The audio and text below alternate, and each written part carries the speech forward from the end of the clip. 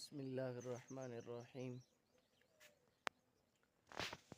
آپ صلی اللہ علیہ وسلم نے فرمایا البادی بالسلام بریء من الکبر۔ آپ صلی اللہ علیہ وسلم نے فرمایا کہ سلام سے ابتدا کرنے والا بندہ تکبر سے بری ہوتا ہے، یعنی تکبر اس آدمی کے قریب نہیں جا سکتا جو سلام کے اندر ابتدا کرتا ہے۔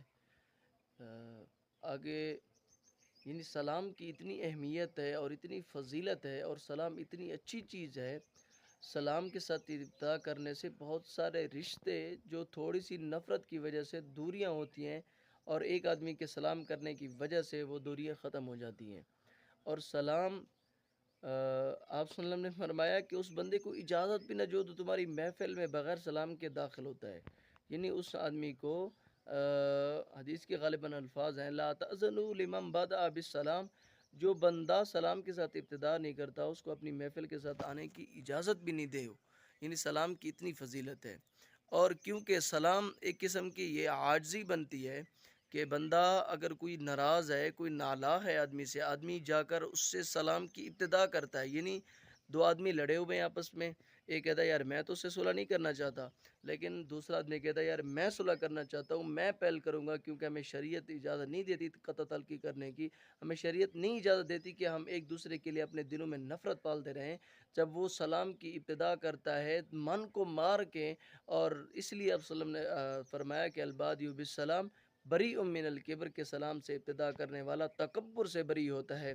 اور یہ بھی سن لو کہ تکبر کتنی بڑی وبا ہے، بہت بڑی وبا ہے، کیونکہ آپ اللہ تعالیٰ نے فرمایا کہ الکبر و ردائی، کہ تکبر میرا خاصہ ہے، بندوں میں سے کسی کو نہیں چاہیے کہ وہ تکبر کرے، اور اس کے مقابلے میں عاجزی ہوتی ہے۔ اور عاجزی سے آپ صلی اللہ علیہ وسلم نے فرمایا اگر کسی کو یہ خطرہ ہو کہ میری عزت کم پڑ جائے گی عاجزی کی وجہ سے، تو میں محمد اس کو اپنی مجھ سے عزت لے لے، لیکن عاجزی کا دامن نہ چھوڑے۔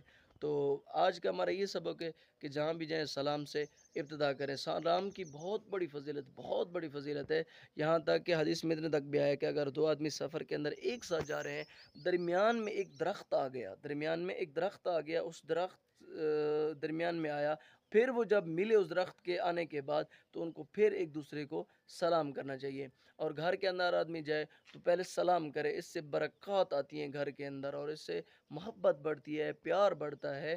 تو آدمی کو چاہیے کہ سلام کو عام کریں۔